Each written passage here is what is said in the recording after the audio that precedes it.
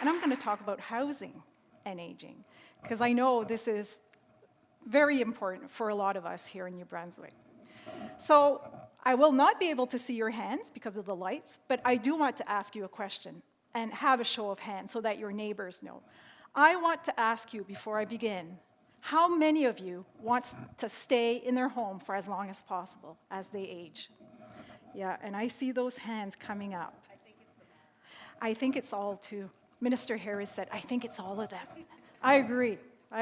And guess what? We're lucky because when we fill out our census, and we always kind of wonder, why is government wanting to know where we live, how much we spend, and what we do with this? Well, it's to give us researchers some good data. And it shows that the majority of people, 92% of adults over the age of 65 actually live in the community and not in nursing homes. Only 8% live in long-term care facilities. When I ask this to my students usually start at like 50%. They'll say, well, about half of seniors are probably living in long-term care. Then I tell them, well, think about that for a minute. Like, are your grandparents in a nursing home? Are your aunts and uncles in a nursing home? And they'll say, no, they're not. And they will never guess that 92% are living in the community. So we really have to think about that when we think about healthcare, and when we think about spending, and when we think of our planning for retirement, and our planning to where we want to live as we age. The seniors in our research have also told us that aging in place doesn't just mean aging at home in the big two-story family house, but it also means aging in an apartment and in a condo outside of an institution. And they've also given us a few pointers as far as definitions. They've told us that it's the ability of seniors to live at home, with or without help. So you can ask for help and still be talking about aging in place. A long time ago, when I first started doing research about 10 years ago on aging in place, seniors would tell me, if I need help, that's not aging in place. I may be staying at home, but I need services to do that. And it wasn't really considered aging in place and being independent.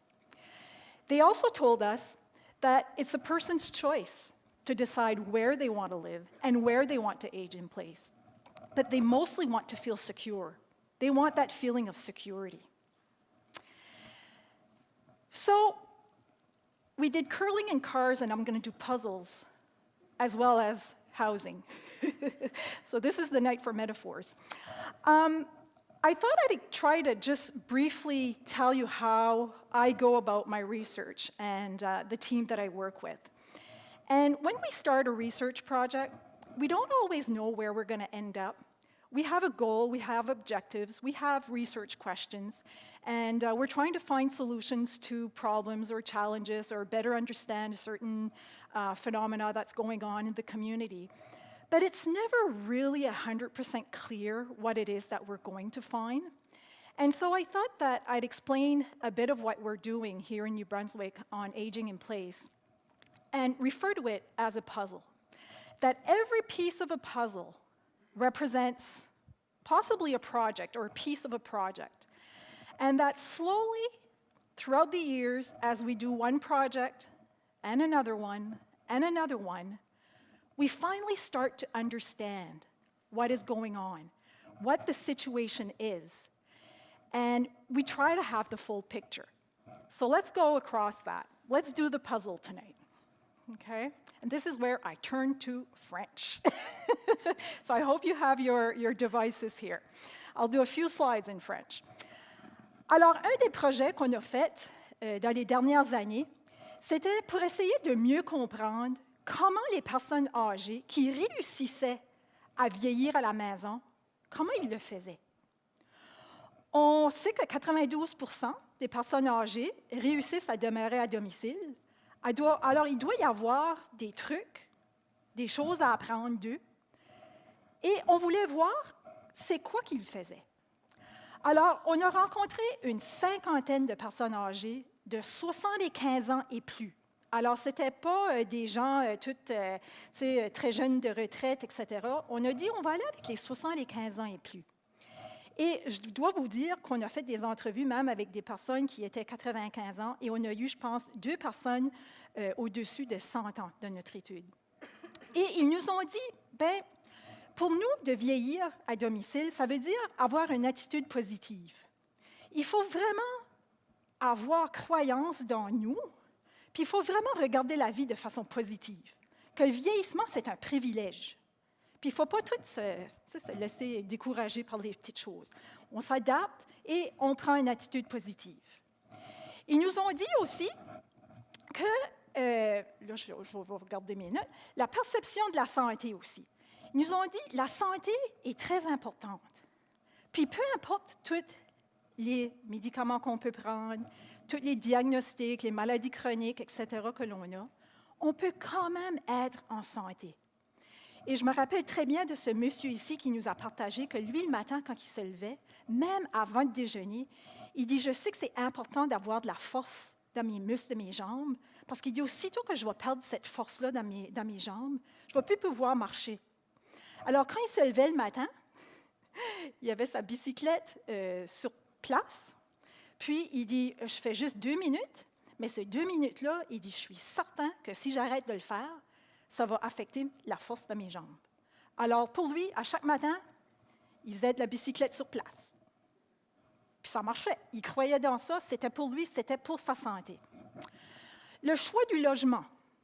Ils nous ont beaucoup parlé, les personnes âgées, que comment c'était important de bien choisir où on allait vieillir. Surtout qu'il n'y ait pas beaucoup d'escaliers. Ils nous ont tous partagé que quand il y a beaucoup d'escaliers dans la maison, ça peut venir à poser des problèmes. Au début, on pense, « Ah non, on va s'organiser, on va trouver un moyen. » Mais veut pas, c'était quelque chose qui nuisait à leur habileté de vieillir chez eux. Et l'autre chose, c'était la peur de déménager. La peur de déménager de la maison à, on va dire, un appartement. « Ah, qu'on ne veut pas laisser la grande maison. » Mais savez-vous quoi? Peut-être que laisser la grande maison est peut-être une façon aussi de s'adapter et de pouvoir rester plus longtemps autonome puis indépendant. Ils ont aussi parlé de l'accès au transport, l'importance du transport, que ça soit public, que ça soit par les voisins, par la famille, mais il y a un besoin justement pour sortir, pour faire les courses, pour aussi socialiser, et le transport était vraiment un élément très important. L'autre, bien sûr, la disponibilité du soutien. Alors, pouvoir compter sur quelqu'un, avoir de l'appui. L'autre, vivre dans des communautés qui sont amis des aînés, qu'on appelle. Puis j'espère que vous avez déjà entendu parler de ça. Age-friendly communities, municipalité amies des aînés. Il nous disait, quand on vit dans des communautés qui accueillent le vieillissement, on se sent vraiment bien. On se sent intégré dans ces communautés-là. On sait qu'il y a d'autres personnes qui ont souci à notre bien-être. Et ça comptait beaucoup pour eux. L'autre, c'était avoir accès aux services et de passer au travers de ce processus-là, de savoir comment avoir accès aux services, d'être informé de quels services sont disponibles et de pouvoir vraiment avoir les services qu'on a besoin. Puis je vous parle de ça de nouveau dans une minute. Et il y avait aussi, puis ça c'est venu des personnes âgées eux-mêmes, puis comme nous, comme chercheurs, quand on voit le revenu puis l'éducation, on pense aux déterminants de la santé. Puis qu'il y en a dans la salle parmi vous ici qui sont des professionnels de la santé, vous connaissez certainement, ou d'autres gens aussi qui s'intéressent à la santé, les déterminants de la santé. Alors, c'est les personnes âgées eux-mêmes qui nous ont dit, avoir un bon revenu, puis une bonne éducation va certainement aider les gens à rester à domicile parce qu'ils vont savoir comment se débrouiller et ils vont pouvoir payer pour les services qu'ils ont besoin, que peut-être qu'ils ne seront pas offerts autrement que s'ils peuvent le payer. Ça, c'était les personnes âgées avec succès. Mais on sait qu'il peut y avoir quand même des défis. Hein? Tout n'est pas rose, on le sait, on sait qu'il y a des défis quand on parle du maintien à domicile. Alors, on a voulu regarder aussi, c'était quoi les besoins des personnes âgées.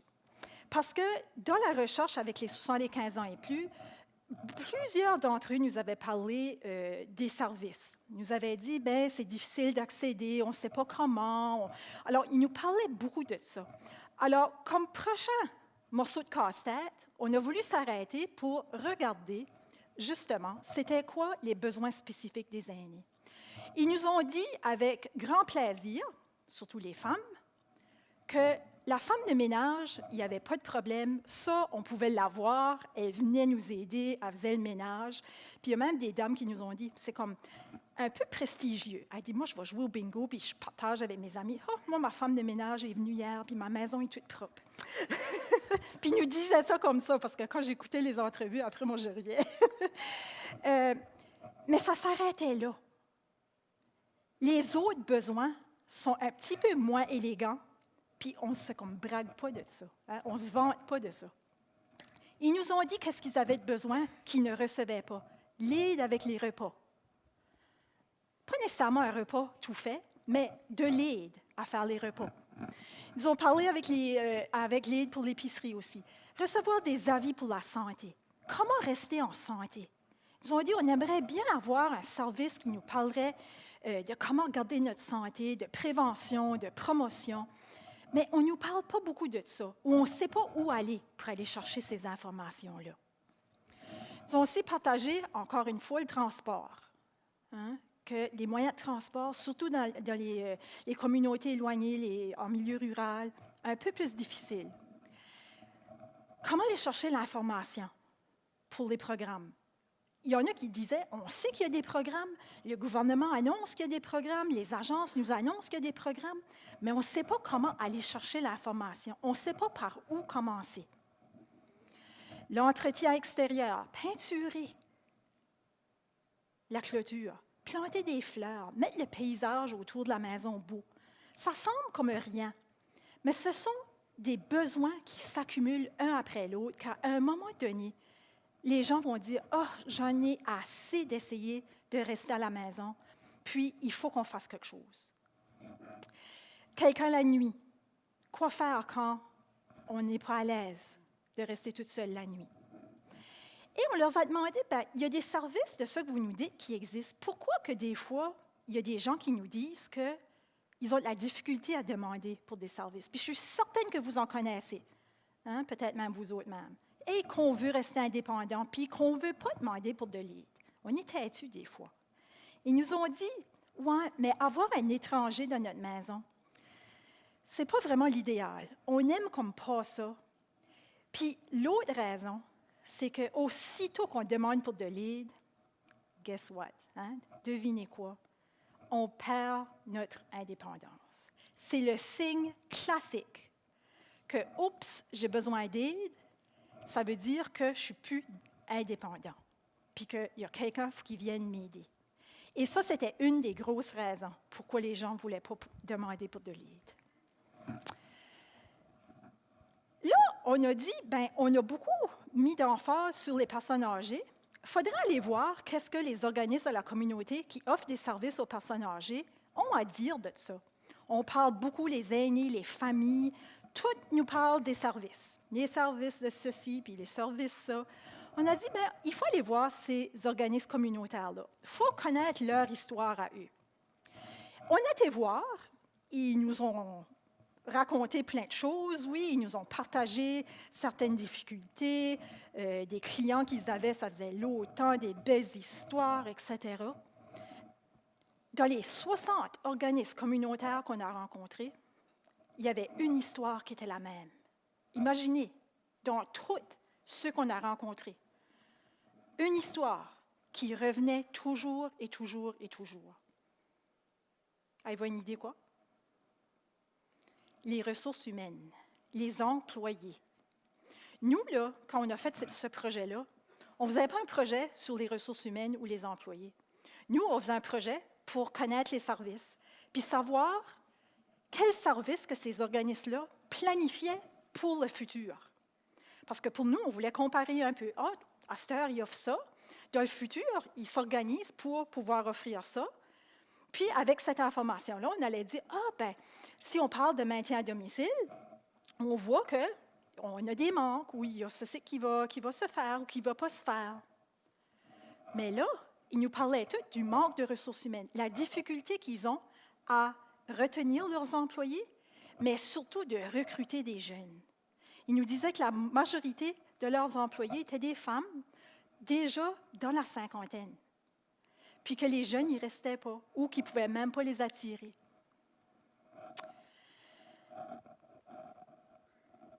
Et là, je crois qu'il manque une diapo. Ben là. Ah, non, c'est beau.